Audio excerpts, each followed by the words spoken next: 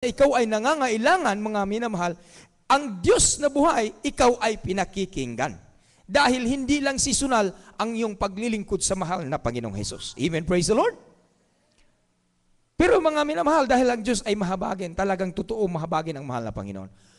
Kahit na iwanan mo ang mahal na Panginoon, 11 years mo iwanan, 20 years mo iwanan, 9 years mo iwanan ang mahal na Panginoon, pag bumabalik ka sa Kanya, mga minamahal, nariyan pa rin ang mahal na Panginoon na nagpapatawad. Amen? How much more kung ikaw, mga minamahal, ay hindi tumatalikod sa paglilingkod sa mahal na Panginoong Hesus. Amen, praise the Lord. Kaya si Hezekiah, mga minamahal, nung siya nagkasakit, anong kanyang ginawa? Pakibasa po. From the book of 2 Kings 20, verse 1 up to 4. Amen, praise the Lord. The book of 2 Kings chapter 20, verse 1 to 4. In those days was Hezekiah sick unto death, and the prophet Isaiah, the son of Amos, came to him and said unto him, Thus saith the Lord, Set thine house in order, for thou shalt die, and not live. Then he turned his face to the wall and prayed unto the Lord, saying, I beseech thee, O Lord, remember now how I have walked before thee in truth and with a perfect heart, and have done that which is good in thy sight. And Hezekiah wept sore. And it came to pass, afore Isaiah was gone out into the middle court, that the word of the Lord came to him, amen, saying, Turn again and tell Hezekiah, the captain of my people, Thus said the Lord, the God of David thy father, I have heard thy prayer, and I have seen thy tears. Behold, I will heal thee. On the third day thou shalt go up unto the house of the Lord. Amen. Amen. Praise the Lord. Glory to God. Tingnan mo, mga minamahal. Then he turned his face to the wall. Wala siyang ibang patutunguhan, mga minamahal. Yung si Moses, mga minamahal, dinadala niya yung mga Israelita galing sa Ehipto. Galing sa Ehipto, mga minamahal. Dagat, kabila, kanan, at likod. Wala siyang patutunguhan doon, mga minamahal. Si Hezekiah, nung siya ay nasa ikamamatay ng karamdaman, mga minamahal, saan siya tumungo? Sa dingding, mga minamahal. Anong kanyang ginagawa? Ang ibig sabihin, mga minamahal, ang buong pagkasya, mga minamahal kong mga kapatid, ay kanya po itong kinikilala. Hinarap niya doon sa dingding, mga minamahal, na walang makakakita sa kanya, at kinakausap niya ang mahal na Panginoong Hesus. Ibig sabihin, wala nang sino man, mga minamahal kong mga kapatid, aalalay sa iyo sa oras ng ganong klaseng sitwasyon. Wala nang aalalay sa iyo, mga minamahal. Hindi na niya pinupuntahan kung sino-sino pa ang kanyang makakilala, mga minamahal. Kung sino yung pinakamagaling na doktor, wala, mga minamahal.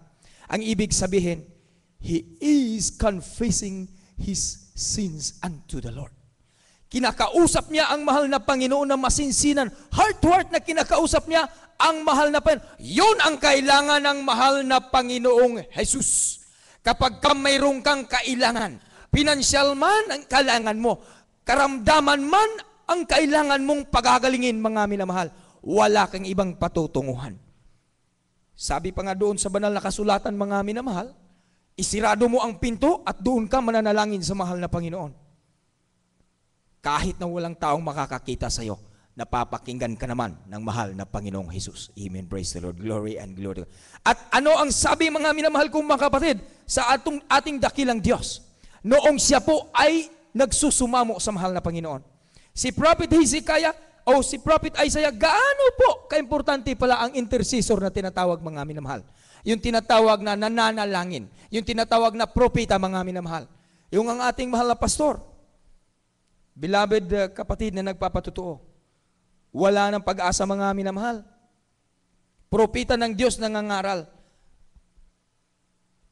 Ang may sakit, mga minamahal, stroke. Tinitingnan ang mahal na propeta ng mga minamahal ng Diyos na nangangaral. Napakinggan niya ang salita ng propeta, mga minamahal, nagkakaroon siya ng panampalataya. Hindi niya alam na pumunta na pala siya sa TV screen, mga minamahal. Nililihans na pala yung TV screen, mga minamahal, at hindi na niya namamalayan na ang kanyang karamdaman ay gumagaling na, mga minamahal. Hindi na niya nalalaman, mga minamahal, nakaakit na pala doon sa pangalawang palapag ng kanilang bahay. Naitaas na pala ang kanyang kamay, mga minamahal. Gaano kahalaga pala mga minamahal ang tinatawag na propeta o nangunguna sa totoong gawain ng mahal na Panginoong Hesus. Si Hezekiah mga minamahal nung sinabihan siya ni Isaiah the prophet, kung hindi siya naniniwala doon mga minamahal, hindi gagaling si Hezekiah. Kung hindi naniniwala ang kapatid na ito mga minamahal, noong napakinggan niya ang propeta na nangangaral mga minamahal, lumapit ka at ililihans yung TV screen at ikaw ay gagaling. Susunod ka sa pananalangin. Hindi din siya gagaling mga minamahal. Amen? So, biblical tayo mga minamahal at doon din tayo sa tinatawag na literal. Kukuincide sila mga minamahal, naging totoo. Amen, praise the Lord. Nangyayari sa unang panahon, maging sa panahon ngayon. Amen, praise the Lord. Ang ibig sabihin, Jesus is the same yesterday, today, and forever. Kaya mga minamahal, kung mayroon kang hihingin o wala kang hihingin, karapat-dapat lang na ipagpapatuloy mo ang iyong pagsiservisyo, ang iyong paglilingkod sa mahal na Panginoon dahil kailanman hindi ka nalulugi. Ang paglilingkod mo ay nagdideposito ka mga minamahal. Sa oras na iyong i-withdraw ito, dami mong withdrawin. Yung bibilhin mo mga minamahal, kulang pa mga minamahal sa nandidiyan na wini-withdraw mo. Palakpakan natin pinakamahal na Panginoong Jesus. Glory and glory to God. Hallelujah, praise the Lord. Ano ang nasa kay Hezekiah? Bakit siya pinikikinggan ng mahal na Panginoon? Nung siya ay tumaliko doon sa dingding mga minamahal, buong pananampalataya, he trusteth in the Lord with all thine heart, mga minamahal. Ang kanyang pagtitiwala ay sa mahal na Panginoong Jesus lang. Mga minamahal, si Hezekiah gumaling. Amen? Si Hezekiah gumaling. Bakit? Kasi sa Diyos siya nananampalataya. Ang ating beloved kapatid, gumaling din mga minamahal. Dahil sa Diyos siya nananampalataya. Amen? Ang kanyang tinatawag na karamdaman na wala ng kagalingan mga minamahal, talagang napapagaling siya. Pero mga minamahal, mayroong example dito sa Biblia. Ano pa ito? Singer siya sa mahal na Panginoon. Pangalawa siya ni King David, the Psalms, Salmista David, mga minamahal. Pangalawa siya, mga minamahal. Naglilid din ng choir. Si Asaph, mga minamahal. Ang galing dito kumanta din, mga minamahal. Magaling din ito tumugtog ng instrumento, mga minamahal. Pero nung siya ay nagkasakit, mga minamahal, nakalimutan niya ang dati-rati, tunay na kagalakan at ang Diyos na buhay na kanyang kinakantahan. Nakalimutan niya, mga minamahal. Sa halip na doon siya mananalangin sa mahal na Panginoon at doon siya magtitiwala, hinahanap niya yung pinakamagaling na pisisyan. Mga minamahal, ang tao mayroong tinatawag na kaalaman sa siyensya, pero hanggang doon lang siya. Ang medisina, mga minamahal, na ginagawa ng tao, hanggang dyan lang din ang kanyang kakayahan. Pero kung sa Diyos ka mananampalataya, mga minamahal, kahit high blood ka, kahit may leukemia ka, kahit may diabetes ka, mga minamahal kong mga kapatid, kahit nagpapasaway ka, mga minamahal, kung babalik ka sa mahal na Panginoon, pagagalingin ka ng dakilang Diyos na buhay. Dahil walang ibang dahilan ang mahal na Panginoong Jesus kung bakit ang testamento ay naiiwan sa henerasyong ito, mga minamahal, just to seek which was lost, mga minamahal. Hinahanap niya ang mga nawawala. Sino yung mga nawawala? Yung mga dati, mga minamahal, nakakakilala din ng mahal na Panginoon, ngunit iniwan ang mahal na Panginoon. Yung mga dati, mga minamahal, ang mga patutuo, mga major, mga minamahal, ngunit nasaan na ngayon? Ang mga testimonyo na iwan. Ang nagtitestify, goodbye, mga minamahal. Ang totoong punto sa mahal na Panginoon, kahit mayroon kang hihingiin, kahit wala kang hihingiin, magpatuloy kang maglingkod sa mahal na Panginoong Jesus. Dahil, mga minamahal, ang buhay ng tao ay isang saglit lamang. Pagdating ng panahon, mga minamahal, hindi ka naman tatanungin sa mahal na Panginoon, anak ko, ilang bisis ka ba naging kilala?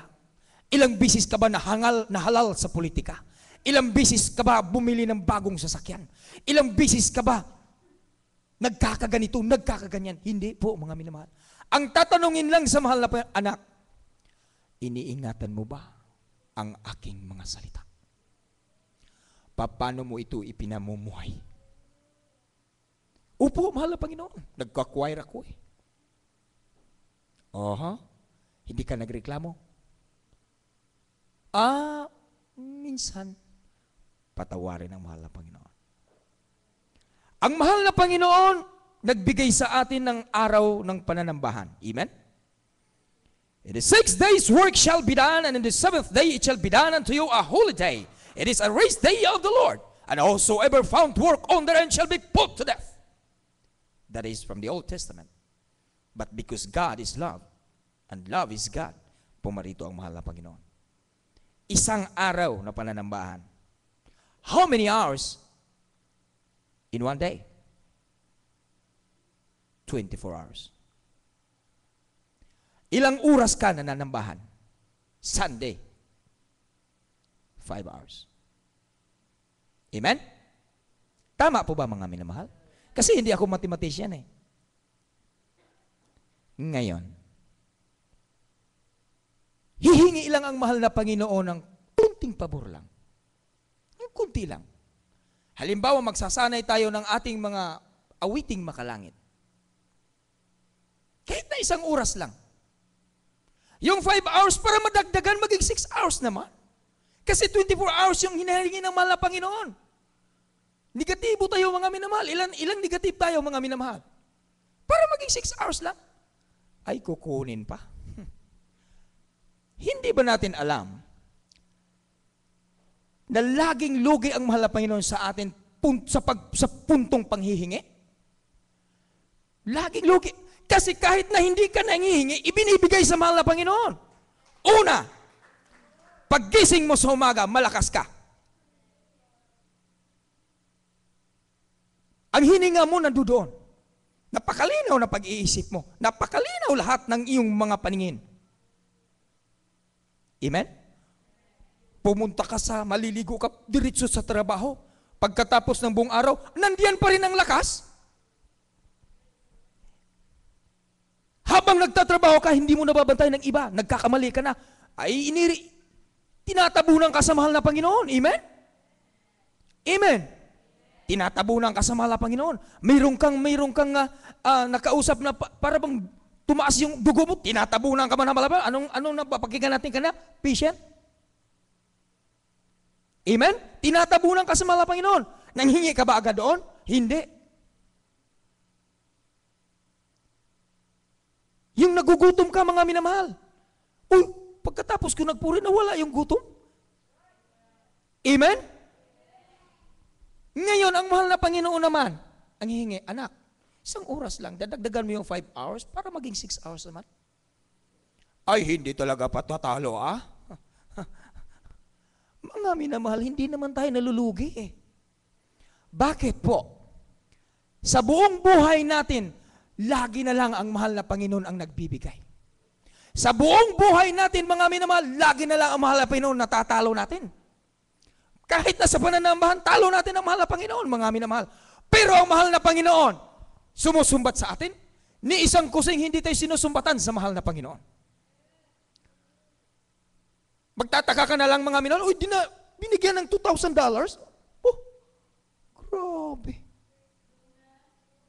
Oh, ano masabi natin sa mahal na Panginoon? Ngayon, kapag sinasabihan ka kung minsan ganito, purtino mo. Oh, bakit? Mahal na Panginoon, pag nagbigay, instant lagi na mahal na Panginoon nagbibigay. So wala pala tayong karapatan, mga mina. Kahit na anong gagawin ng mahal na Panginoon, ano ang sasabihin ng mahal na Panginoon, naroroon pala dapat ang pagsunod. Gaya ni King Hezekiah, mga minamahal kong mga kapatid.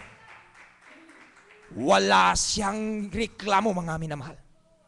Nung sinasabihan siya sa mahal na Panginoon, mamamatay na siya. Pamamagitan ng propeta. Ano ang sabi ni Hezekiah? Grabe naman, mahal na Panginoon. Terrible naman, grabe akong paglilingkod ko sa iyo eh. Lagi na ako nag-aayuno pa ako, lagi akong sumusunod. Yung ama ko, hindi nga sumusunod sa iyo, ako sumusunod. Yung anak ko, hindi nga sumusunod sa akin, pero ako sumusunod pa rin ako sa iyo. Walang sinasabi si Hezekiah. Ang ginawa ni Hezekiah, tumalikod, humarap doon sa kanyang dingding. umiyak sa malapa. Hindi niya iniisip na siya ay matuwid sa kanyang ginagawa. Ang iniisip niya, hindi sapat ang aking ginagawa, mahal na Panginoon. Lahat ng aking ginagawa, lahat ng aking paghahanda, hindi ito sapat, mahal na Panginoon. Wala akong karapatan. Magreklamo lang. Dahil kahit ang aking buhay ay kulang ibabayad sa iyong kabutihan, hindi ako nakaabot sa iyong kalulwatian. Amen? Mahal na Panginoon, kahit buhay ko, hindi sapat na ibabayad sa kabutihan mo. Dito ka sa dako ng kadala, grabe ang pagpapala, mga minamahal. Terribleng pagpapala, mga minamahal. Kahit nasabihin mo pa, ang sakit-sakit ng dibdib ko kasi pinagsabihan ako ng amo ko.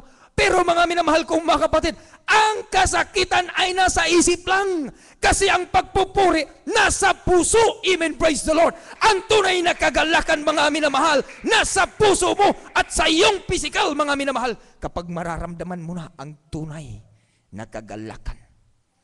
Kahit ano pang sakit ang kanyang sinasabi, mga minamahal. Kahit anong bigat pa ang trabaho mo doon, mga minamahal. You are always renewing your strength in the mighty name of Jesus. Dahil ang pakpak ng mahal na Panginoon laging tumatabon sa iyo. Kaya mga minamahal, sa mga oras na ito,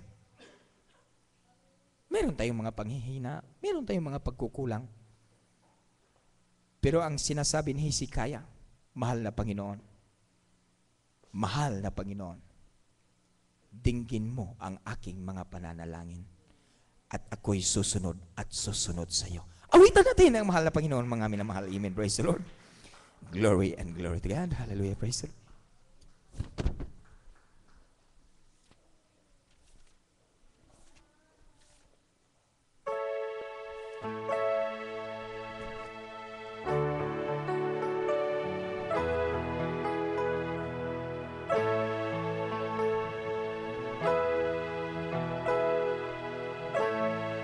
Kung ang buhay mo ay may dukha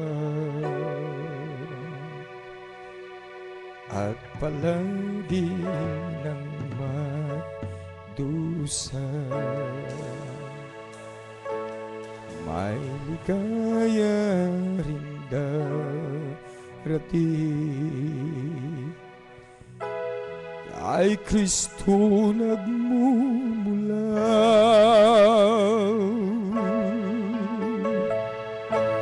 Huwag tayong magdamdam sa pagsubok ng may kapal. Nasa isip lamang ang karuhan.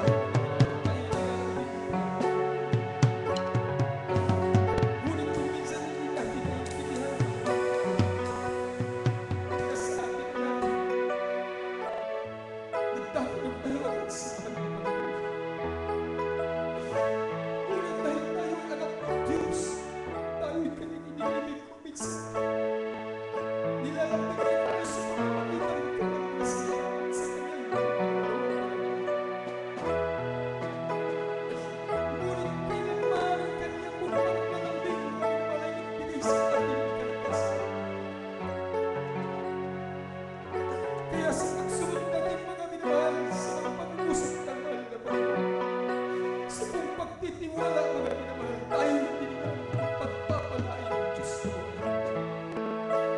Si Hezekiah mga minamahal, hindi niya iniisip na nagagawa siya sa harapan ng Panginoon. Iniisip niya ay wala siyang nagagawa sa harapan ng Panginoon. Dahil lahat ng kanyang magagawa ay krus. Lahat ng kanyang mga pagkala, mga minamahal, ay hindi po nakakaabot sa kanyang tiyan. Kaya kung ang mahal na Panginoon minsan ay nag-uusap sa instansya namin naman, pagbigyan naman natin ang Diyos. Hindi na ang Diyos lagi nagbibigay sa atin. Buhat nung tayo ay sinilang sa mundo. Noong tayo ay nasinasumpunan pa ng ating mga magulang, minahal na tayo ng mahal na Panginoon. Iniibig na tayo ng ating Panginoon Diyos sa buhay. Pinagpaalam tayo ng ating pinagmamahal na Panginoon Diyos. Kahit na sa kanila, sa mga bagay na hindi kaya-aya na ating ginagawa, ang Diyos ay tunay na pinagmamahal sa atin. Wala tayong ibang maigagatin kahit na ang ating buhay ay kurang hindi sapat mga minamahal. Kung sisingilin tayo sa kabutihan ng mahal na Panginoon Diyos. Hanggang ganito lang ang ating paglilingkod sa Diyos sa buhay. Wala tayong ibang magagawa kung hindi ang pauwitan ng mahal na Panginoon. At purihin lang ang mahal na Panginoong Jesus. Hindi nakakaawat sa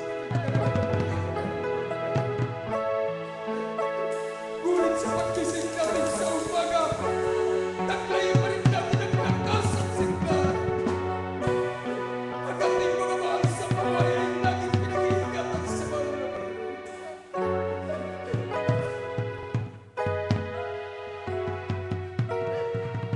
Sa ating paglilingkod sa Diyos, walang ibang hinihingi ang mahal na Panginoon.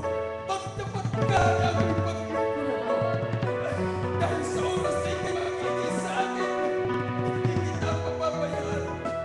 Hindi kita iiwan. Purihin ka naman.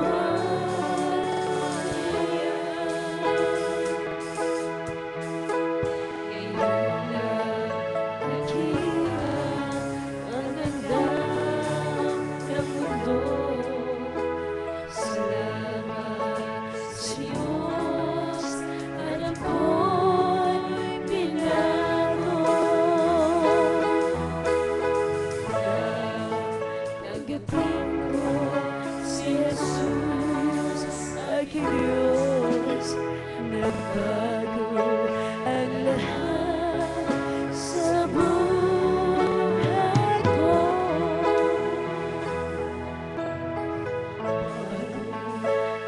Kaya ang nagdarama, bagong pag-asa ang nakikinang.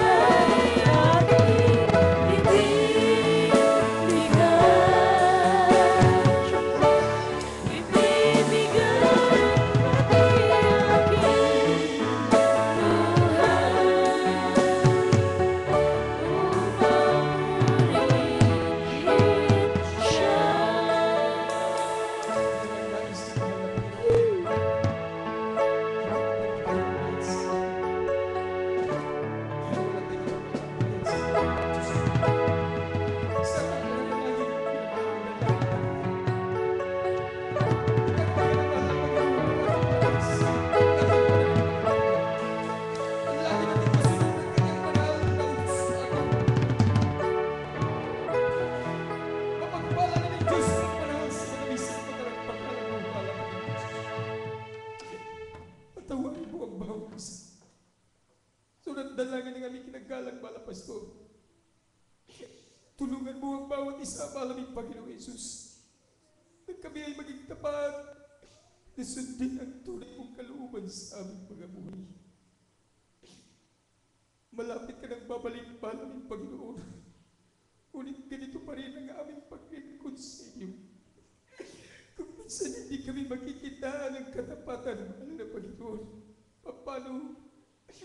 paano malamig Panginoon kung bigla kang darating sa mga oras na ito? Ayaw naming maiwan, mahal na Panginoon. Ayaw naming maiwan, mahal na Panginoon. Gusto naming sasama sa iyo sa langit at buhay na walang hanggan. Kaya kami nagpapatuloy kahit na kami minsan ay nahihirapan, mahal na Panginoon. Bigyan mo kami ng lakas. Bigyan mo kami ng katapatan at mong pagtitiwala, mahal na Panginoon Jesus. Na kahit sa kabila ng lahat ng bagay na aming nagkagawa na hindi kaya-aya, kami pa rin ay patatawarin mo at tatanggapin mo, mahal na Panginoon. Ang aming mga pamilya na hindi pa naliligtas, mahal na Panginoon, iligtas mo rin sila, mahal na Panginoon. Ang buong mga sambahayan ng mga binalabit kapatid, mahal na Panginoon Jesus. Hallelujah. Maging sa aming kapatid na hindi na tumanalo, mahal na Panginoon, pag-usap ka sa kanila. Maging ang aming kapatid na nawasak ang kanyang pamilya, ibalik mo sila, mahal na Panginoon Jesus. Bigkisin mo sila sa tunay na pag-ibig na nagmumula sa inyo, mahal na Panginoon. Ang nais mo sa aming mga buhay, kami ay lumigaya. Ang nais mo sa aming mga buhay, kami ay magtatamasa ng pagpapala. Hindi kami maapakan ng kaaway, maraming Panginoon, gaya ng sinasabi mo, na kahit na kami ay lalakad sa tubig, kami ay hindi maapawan. Kami ay lalakad sa apoy, kami ay hindi masusunog. Dahil totoo ka, tapat ka sa iyong mga pagkakumpala, Panginoon. So natalangin na aming mga pastor, we claim the victory in the mighty name of Jesus, in the mighty name of Jesus. Amen and amen. Hallelujah. Praise the Lord. Glory and glory to God. Hallelujah. Sa mga bagong nagbautismuhan, patuloy mo silang bigyan ng kagalakan, buong pagkatakot sa banal mong pangalan, malamig Panginoon. Hindi lang sa salita, kung hindi sa gawa at katotohanan, malamig Panginoon Jesus. In the mighty name of Jesus we pray. Amen and amen. Hallelujah. Praise the Lord. Mas hilig tayo mga minamahal. Hallelujah.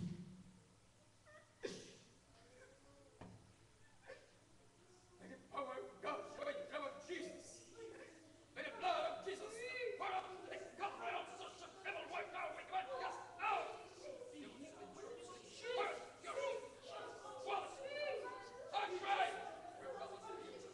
This is dullness. We must cast out right now in the name of Jesus. In the name of Jesus. Impatience, cast out. Jesus. Hallelujah. Praise the Lord. Glory. Glory and glory to God. Hallelujah.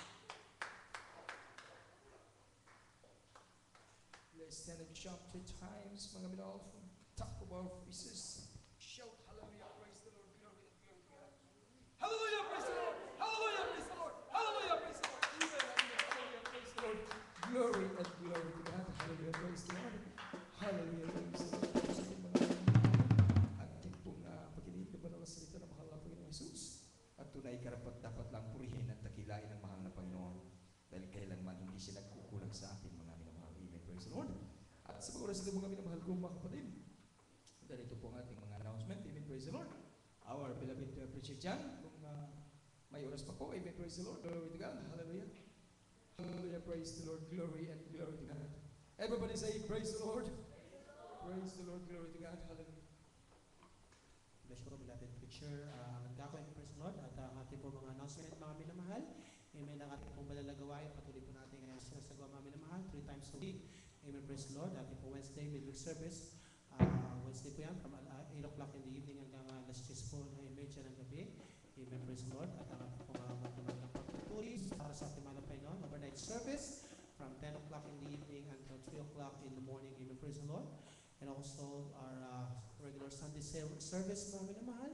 Amen. Praise the Lord. From 10:30 in the morning up to 3 o'clock in the afternoon. Amen. Praise the Lord. At palagyan pong antabayan ng mga minamahal, ang ating pong manalagawain sa ating pong mga minamahal, mga kapatiran po, nanonood ng ating pong live webcast. Amen. Praise the Lord. Hallelujah. Ay antabayan ng pong mga minamahal ating manalagawain dito po sa dako ng Toronto. Amen. At maglagin lang po mga minamahal sa ating pong account, GMCM Ustream, Toronto Outreach. Amen. Praise the Lord. At sundan po mga minamahal ang link at tayo po mga minamahal ay makapanood po ng ating pong mga banal na gawain. Amen. Praise the Lord. Na kung sa mga lugar niyo mga minamahal na wala pong banal na gawain, ay paabot kayo ng pagpapala ng ating dakilang Diyos sa pamamagitan po ng ating pong live streaming webcast. Amen. Puri po ating mahal na Panginoon sa ating mga kapatiran. Maging tapat po sa ating pong paglilingkod sa ating mahal na Panginoon. Amen. At tayo po umattend po mga minamahal ng 3 beses sa isang linggo ang ating pong mga banal na gawain. Puri po ating mahal na Panginoon. Amen. Praise the Lord. Glory to God. At amen. Praise the Lord. Sa oras ito mga minamahal, tayo po pasaman na po magtatapos sa ating pong banal na gawain sa ating pong Wednesday service. Amen. At tayo po manalangin muli para po sa ating mahal na Panginoon. At ito po yung panalangin natin, beloved brother Ed Garcia. Amen. Praise the Lord. Jesus, thank you, Jesus. Hallelujah. Dakila mapagpalang Diyos sa mga banal, mahal pa ng Jesus. Lord, kami nagpupurang pasalamat, mahal na Panginoon, sa namin natapos na gawain, Lord, sa panguna panalangin ng aming minamahal, ginagala na Pastor, Lord, kami dumadala.